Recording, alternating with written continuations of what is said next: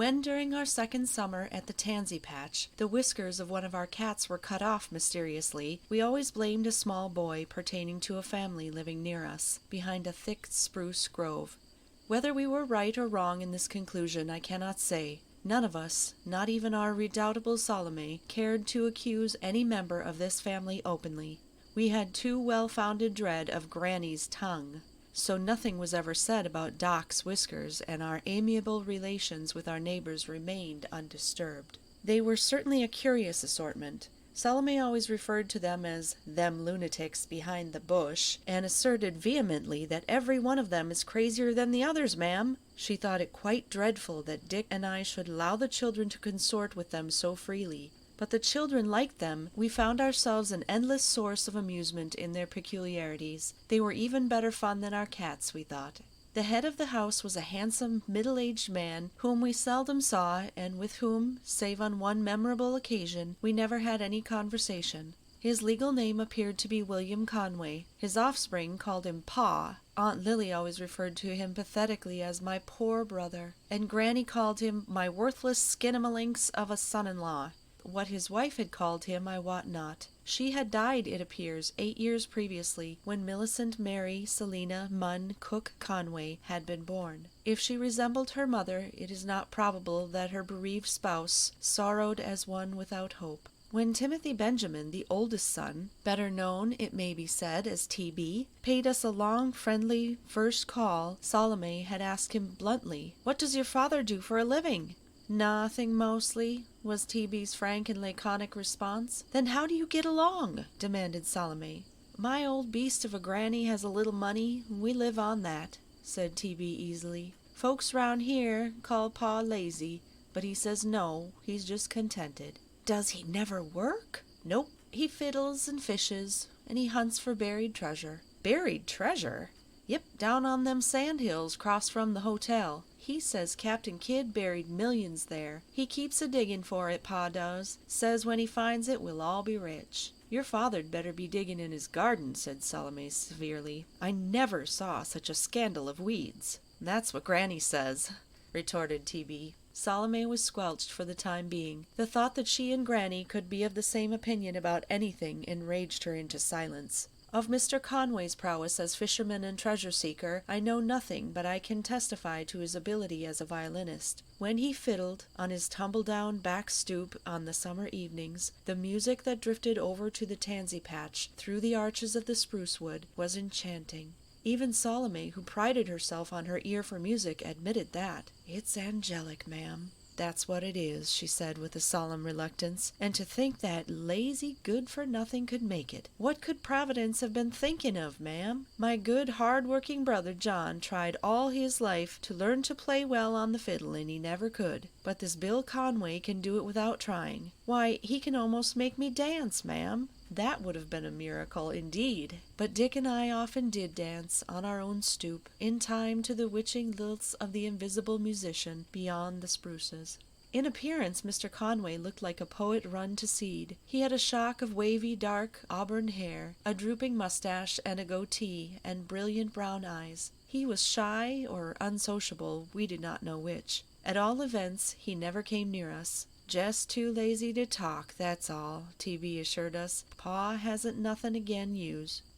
The first member of the family to call upon us, and the only one who ever paid us a formal call, was Aunt Lily, Miss Lillian Althea Conway, according to the limp, broken-cornered card she left behind. The formality of her call consisted in her leaving this card. For the rest, she stayed the afternoon, took supper with us, and then remained for the evening. "I am not, my dear Mrs. Bruce, a soulless society woman," was her somewhat unnecessary introductory remark. She swam up to the steps, she really had a very graceful walk, and subsided limply into a rocker. She wore a rumpled dress of pale blue muslin with a complicated adornment of black velvet ribbon, and her long, thin arms were encased in cream lace gloves. Remarkably nice gloves of their kind at that. Some of Granny's money must have gone into those gloves. She had a pale, freckled face and reddish hair, yet she was not absolutely lacking in beauty. Later on I saw her once in the moonlight and was surprised by her good looks. Her features were quite classical, and if she had known how to do anything with her hair, she would have been a pretty woman.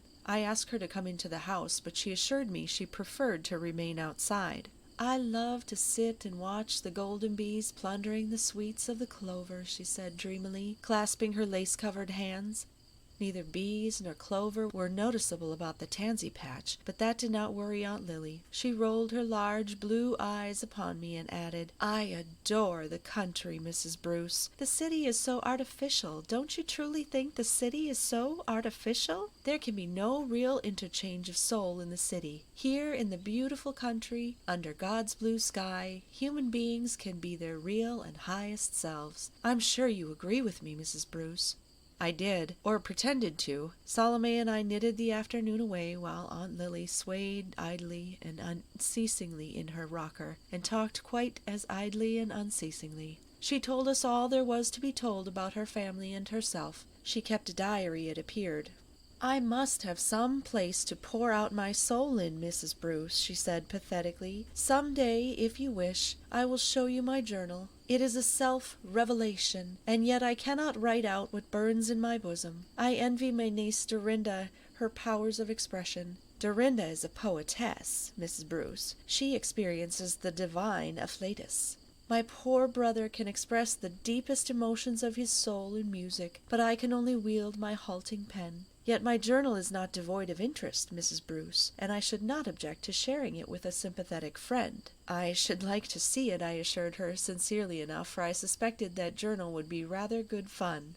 "I will bring it to you some day, then," said Aunt Lily, "and when you read it, remember, oh, pray remember, that it was written by a being with a tired heart. I suffer greatly, Mrs. Bruce, from a tired heart." I did not know whether this was a physical or an emotional ailment. Salome understood it to be the former, and asked her quite sympathetically, "Did you ever try a mustard plaster at the pit of your stomach, miss?" "I fear that would not benefit a weary heart, Mrs. Silversides," sighed Aunt Lily. "Possibly you have never suffered, as I have, from a weary, wounded heart." "No, thank the Lord, my heart's all right," said Salome briskly. "My only trouble is rheumatism in the knee joint. Ever have rheumatism in your knee joint, miss?" No, Aunt Lily's knee joints were all right. In fact, Aunt Lily proved to be a remarkably healthy woman. Her wearied heart evidently found no difficulty in pumping sufficient blood through her body, and her appetite, as supper time showed, as anything but feeble. "When I can forget what might have been, I am happy," she sighed. "I have had my romance, Mrs. Bruce. Alas, that it should be in the past tense. I once thought I had found my true soulmate, Mrs. Bruce, and I dreamed of happy, real marriage." "What happened that you didn't get married?" queried Salome, pricking up her ears. Salome is always rather interested in blighted romances, despite her grim exterior. "A misunderstanding, Miss Silversides. A misunderstanding that severed two fond hearts. He wed another. Never since that sad day have I met a man who could stir the dead ashes of my heart to tingling life again. But let us not talk of my sorrows, dear friends. Will you tell me how to can peas?" When Aunt Lily went away, I asked her to come again, and she assured me that she would. "I think you will understand me. I have always been misunderstood," she said. Then she trailed her blue draperies down the hill to the wood, looking, when kindly distance had lent enchantment, quite a graceful, romantic, and attractive figure. "Did you ever hear such a lunatic, ma'am?" demanded Salome. "Her and her soulmates and her tired hearts. Her hair looks as if she'd swept it up with a broom, and her nails weren't cleaned, and her stockings were scandalous dirty. And yet, for all, there's something about the creature I like, ma'am." That was the eventual verdict of our household upon Lily. In spite of everything, there was a queer charm about her to which we succumbed. The same thing could be said of that absurd diary of hers, which she brought over to us during our second summer. It was as ridiculous and sentimental and lackadaisical as Aunt Lily herself, and yet there was an odd fragrance about it that lingered in our memories. We could not somehow laugh quite as much over it as we wanted to. T.B. was also an early and frequent caller. He was 13 years old in our first summer at the patch. He had thick, fair, thatch-like hair and keen blue eyes, the only intelligent eyes in the family. He was, it developed, much addicted to creeping and crawling things. He always had bugs, toads, frogs, or snakes secreted about his anatomy. The only time he ever had a meal with us, a small green snake slipped from the pocket of his ragged shirt and glided over the table.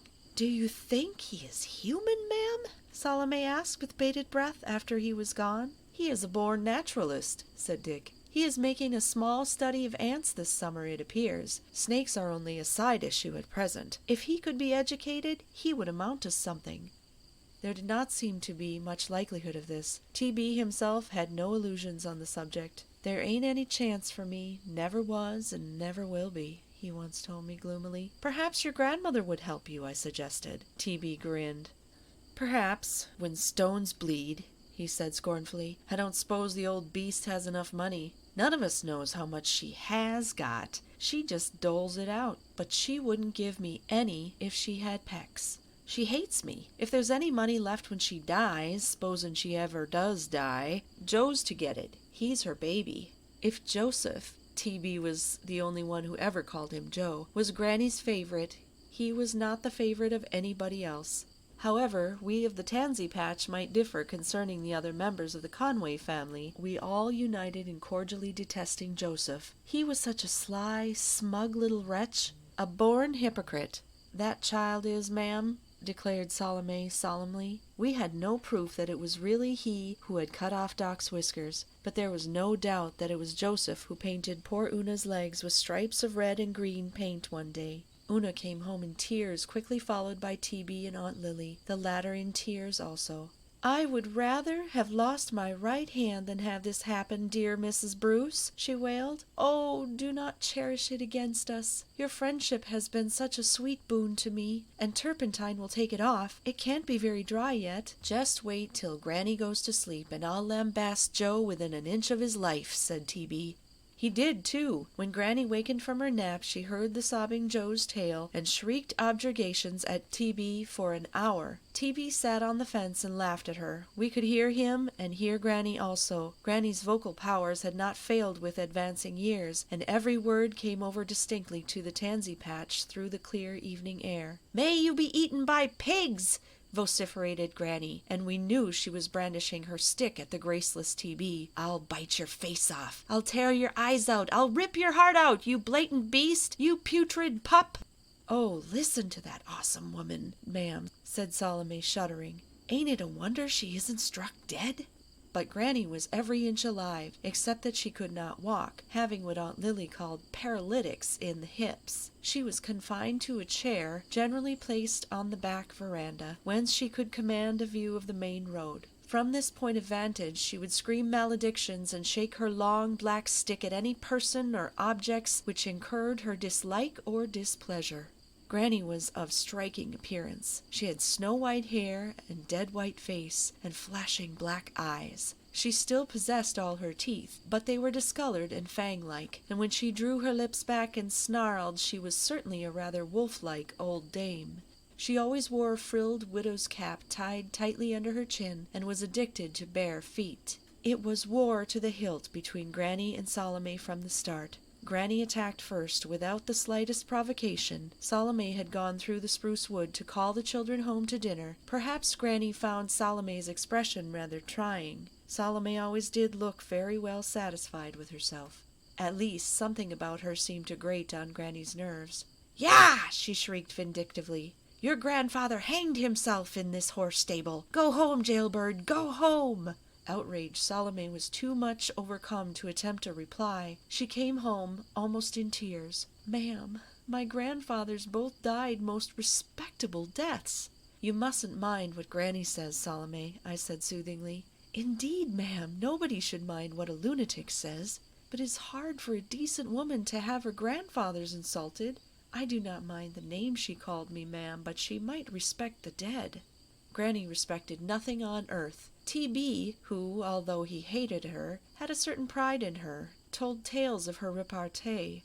On one occasion a new minister had stopped on the road and accosted Granny over the fence. He was young and callow, and perhaps Granny's eyes disconcerted him, for he certainly worded his question rather inanely. "Can you tell me, ma'am, where I am going?" he asked politely. "How should I know where you're going, gosling?" retorted Granny. Then she had burst into a series of chuckles which had completed his discomfiture. The poor young man drove hastily away, crimson of face, looking like 30 cents, declared T.B. with a relish. On another occasion, Granny routed an automobile. One, filled with gay hotel guests, had stopped at the gate. Its driver had intended to ask for some water, but Granny did not allow him to utter a word. "Get out of this with your demon machine," she yelled. She caught up the nearest missile, which happened to be her dinner plate, and hurled it at him. It missed his face by a hair's breadth and landed squarely, grease and all, in a fashionable lady's silken lap. Granny followed this up by a series of fearsome yells and maledictions, of which the mildest were, "May ye never have a night without a bad dream, and may ye always be looking for something and never finding it, and finally, may ye all die tonight. I'll pray for it, that I will." The dismayed driver got his car away as quickly as possible, and Granny laughed out loud and long. "My old Granny's the limit," declared T.B. If Joseph was Granny's favorite, poor Charity was her pet detestation. Charity was the oldest of the family. She was 18 and a good-hearted, hard-working creature. Almost all the work that was done in the house was done by Charity.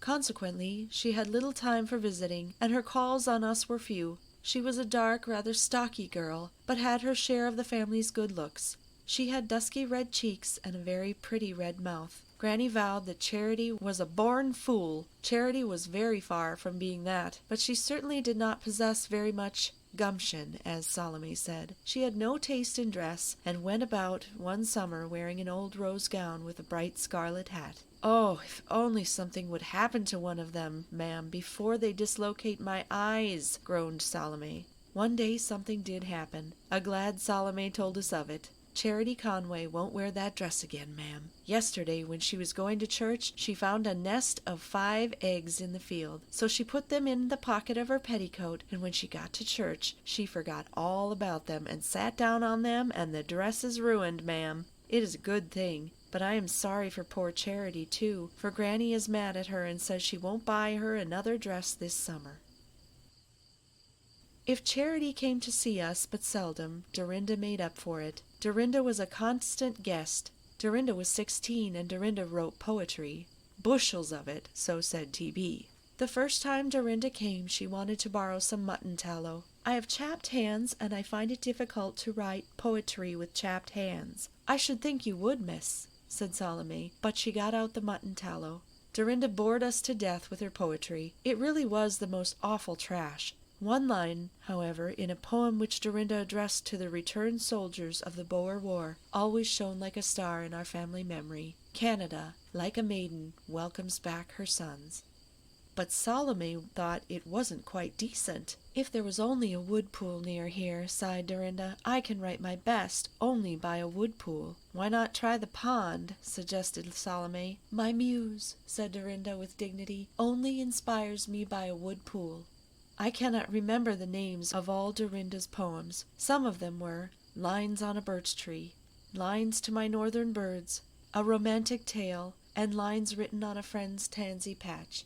Dorinda was stout, but very good-looking. She had magnificent hair, great masses of silky brown curls. She always dressed it beautifully, too. But like all mortals, Dorinda was not satisfied. "I wish I was sylph-like, Mrs. Bruce," she sighed. "A poetess should be sylph-like." The relations between Dorinda and Aunt Lily were not as cordial as their common addiction to literary pursuits might presuppose. There was some antagonism between them, the cause of which we never knew, but it resulted in T.B. hating Dorinda with an unbrotherly hatred and deriding her poems unmercifully. One little white blossom of pure affection bloomed in the arid desert of T.B.'s emotional life. He loved his aunt. She sympathized with his pursuits, and in spite of her lackadaisical ways, she was not afraid of his snakes. T.B. would not allow Granny to abuse Aunt Lily. "How did you stop it?" queried Salome anxiously. "The first time she turned her tongue loose on Aunt Lily, I went up to her and bit her," said T.B. coolly. "You ought to bite her oftener," said Salome vindictively. "There ain't none of the rest of us worth standing up for," said T.B. "Granny's tough bitin'." T.B. figured conspicuously in Aunt Lily's diary. She seemed to send her maternal affection in him. "I wish I could educate T.B.," she wrote, "but alas, I am poor. How bitter a thing is grinding poverty. My poor brother is a genius, but he makes no money, and I fear he will never find the treasure he seeketh. Like myself, he is misunderstood and unappreciated. My beloved T.B. lacks many things which should pertain to youth. I patched his best trousers today. Many of T.B.'s speeches and exploits figured in the diary. For perhaps, in spite of all, he may be famous some day, wrote Aunt Lily. And then this neglected diary, written by a woman whose hopes in life have been blighted, will be of inestimable value to a biographer in search of material. I have noticed that the boyish pranks of great men are of surpassing interest. I could wish that T.B. used less slang, but English undefiled is seldom heard today. Alas for it! I feel that T.B.'s association with the unrefined family who are now sojourning at the Tansy patch may be of a great help to him. I don't know that we helped T.B. very much, but Salome tried to do him good in a spiritual way. She was much horrified to find that T.B. was a skeptic and prided himself on it. Accordingly, Salome took to lending him some books and tracts and bribing him to read them with doughnuts. One of them was the memoir of Susanna B. Morton, an account of the life and early death of a child of extraordinary piety. Salome used to read it and weep over it Sunday afternoons. T.B. enjoyed the book, but scarcely, I fear, in the way Salome desired. "Ain't Susanna a holy terror?" he would say to me with a grin. T.B. had a sense of humor, and that book tickled it. Una, too, told him sweetly that she meant to pray for him, but this roused T.B.'s dander instantly. "You ain't! Don't you dast! I won't be prayed for!" he shouted. "Oh, T.B., aren't you afraid you're going to the bad place?" whispered poor Una, quite aghast. "Nix on that," contemptuously. "I don't believe there's any hell or heaven either. When you die, that's the end of you."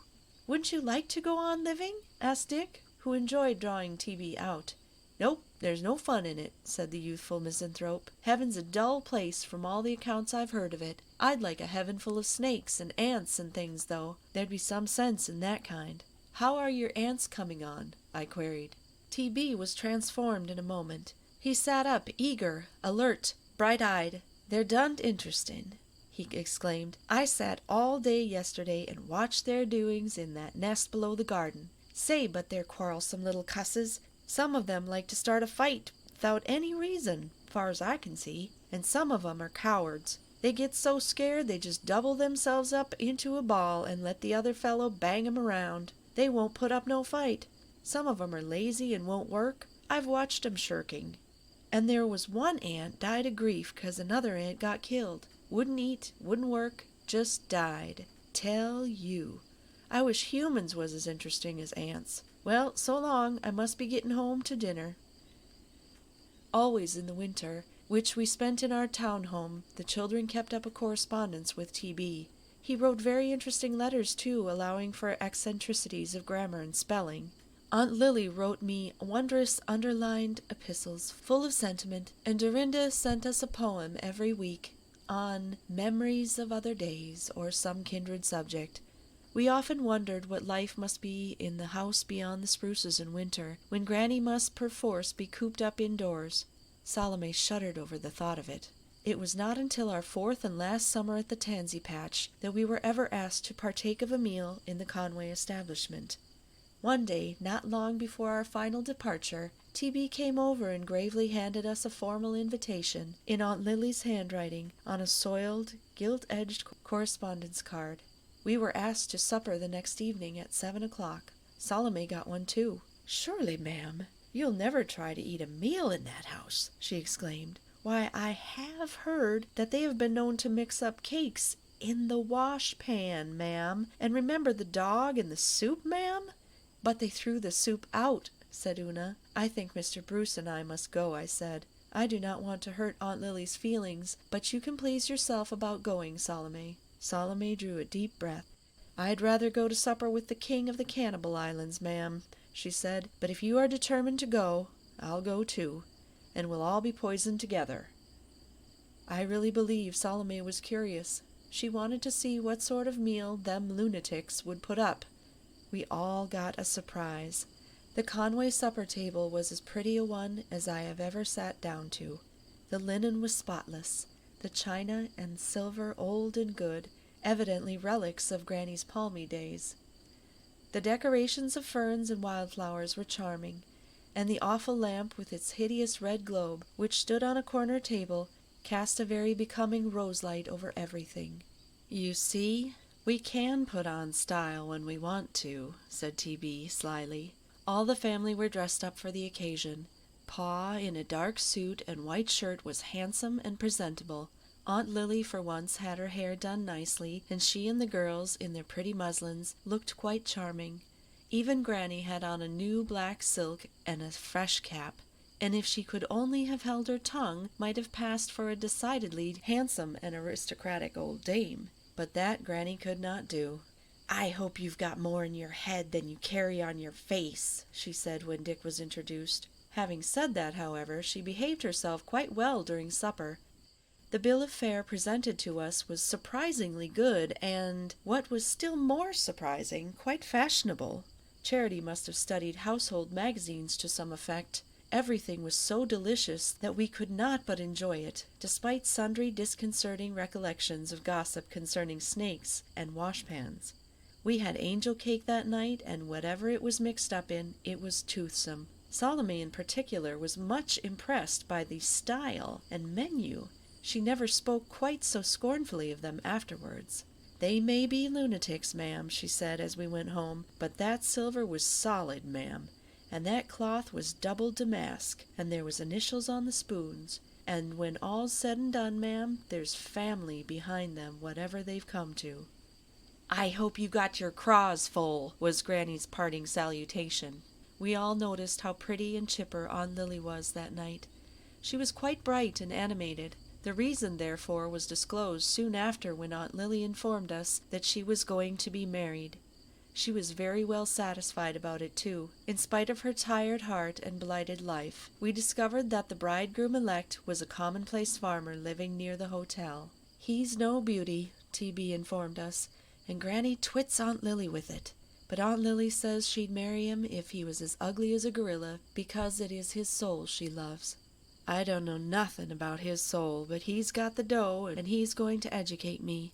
Aunt Lily told him she wouldn't have him if he didn't. I'm going to live with them, too. Say, won't I be glad to get away from Granny's tongue and Dorinda's poetry? It makes me feel young again." "How on earth will that woman ever keep a house, ma'am?" said Salome. "I pity that poor man." "He is very well able to keep a servant," I said, "and I have always had a suspicion that Aunt Lily is not by any means as die-away as her looks, Salome. The woman who arranged that supper table must have something of what you call gumption. Anyhow, everybody is so well satisfied that it seems a pity to carp." "Oh, I like the creature, and I wish her well, ma'am," Salome rejoined with a toss of her head, "and I'm glad poor T.B. is to have his chance. But say what you will, ma'am, George Black is marrying into a queer lot, and that is my final opinion, ma'am." Aunt Lily meant to give up keeping a diary, so she informed me. "I shall not need it," she said. "I can pour out my soul to my husband. I have put the past and all its sadness behind me. Will you help me select my bridal suit, Mrs. Bruce? I did want to be wedded in a sky-blue gown, the tint of God's own heaven, Mrs. Bruce, but George says he would like a plain dark suit better, and I believe that a wife should reverence and obey her husband. I am no new woman, Mrs. Bruce, and I believe in the sacredness of the conjugal tie. The secret of life is devotion, Mrs. Bruce." "I am very glad you're taking T.B. with you," I said. "I could not dream of leaving him behind, Mrs. Bruce. My heart is knit to his. I trust that in my home his surroundings will be more uplifting than they have hitherto been. In an atmosphere of calm and joy, I feel sure that he will develop, Mrs. Bruce." The next week Aunt Lily and T.B. went to the new atmosphere of calm and joy, and we departed regretfully from the Tansy patch. As we drove away in the still evening, we heard Pa fiddling gloriously on his stoop, and as we turned the corner of the road and passed the house, Granny shook her stick at us with a parting malediction. "May your potatoes always be rotten," she shrieked. But Pa's fiddle followed us further than Granny's howls, and our memories of our tansy patch neighbors were not unpleasant ones. "When all is said and done, ma'am," was Salome's summing up, "them lunatics were interesting."